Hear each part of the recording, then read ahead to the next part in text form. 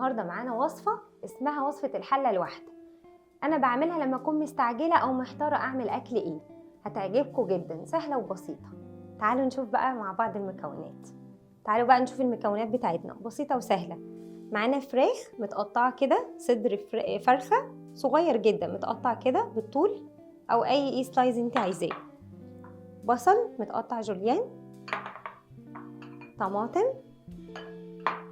بطاطس مكعبات او ممكن تقطعيها بالطول برضو زي ما تحبي، مشروم، كريمه طبخ يعني، ومعانا زبده ومكعب دجاج. وبهاراتنا مفيش اسهل من كده، مش هنحط اصلا بهارات غير بسيط جدا. تعالوا يلا نبتدي مع بعض. بعد ما نضفناه بقى هنقطعه كده، يعني الصغنن ده بحب اقطعه على 2 بس. معانا هنا طاسه، نحط شويه زيت صغيرين عليهم، معلقه كبيره زبده ومكعب مرق الدجاج. ننزل بالبصل بتاعنا. اهم حاجه الحاجات دي تتشوح كويس عشان تتكرمل كده ويبقى تبقى مستويه معانا ويبقى لونها حلو. بصوا هنا البصل بتاعنا اهو. هننزل بقى بالفلفل الحامي والطماطم كده. معانا الخضار اتشوح تماما. بصوا بقى عامل ازاي، وعايزه اقول لكم الريحه حلوه قوي ما شاء الله. هنشيله بقى من الطاسه ونضربه في الكبه عشان يبقى معانا صوص. هننزل بقى بالمكونات بتاعتنا، الخضار اللي هو البصل والطماطم والفلفل السبايسي. وزي ما قلت لكم عايزين تحطوا توم براحتكم خالص. بصوا وانتوا بتضربوا كده ممكن تضيفوا شويه حليب. هنزود بقى كده شويه حليب صغيرين في نفس الطاسه.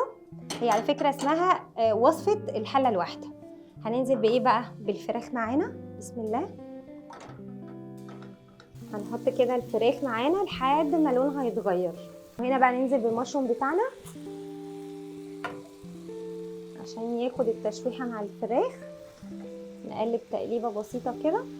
معانا بطاطس المكعبات اللي احنا قلنا عليها، هننزل بيها كده.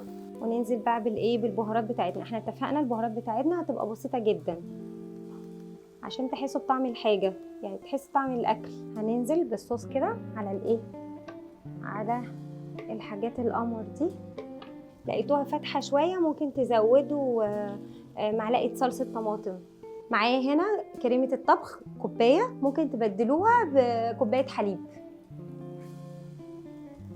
نقلب التقليبه بتاعتنا كده، وطينا عليها وسيبناها براحتها ونغطي. معانا كده حله، نحط معلقه زبده، شويه زيت صغيرين، ومعانا كوبايه ونص رز منقوع بشويه خل ومغسول كويس، يعني معلقه خل صغيره. عشان الخل بيعمل ايه بقى؟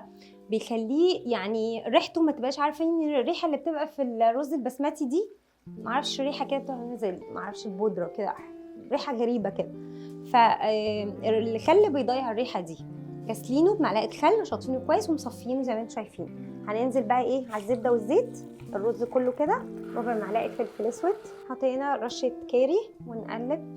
بسم الله.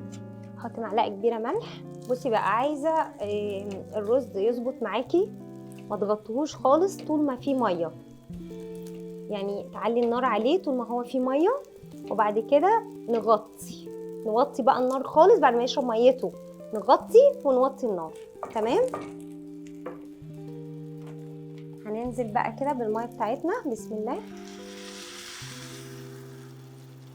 لازم نوطي النار ونغطي عليه. وكان معانا النهارده وصفه سهله ولذيذه جدا، اتمنى تجربوها ويا رب تعجبكم. هستنى رايكم في الكومنتات، متنسوش اللايك والشير عشان تدعمونا، وتابعونا دايما على اوت بوكس فود عشان تتابعوا وصفاتنا باستمرار. اشوفكم على خير.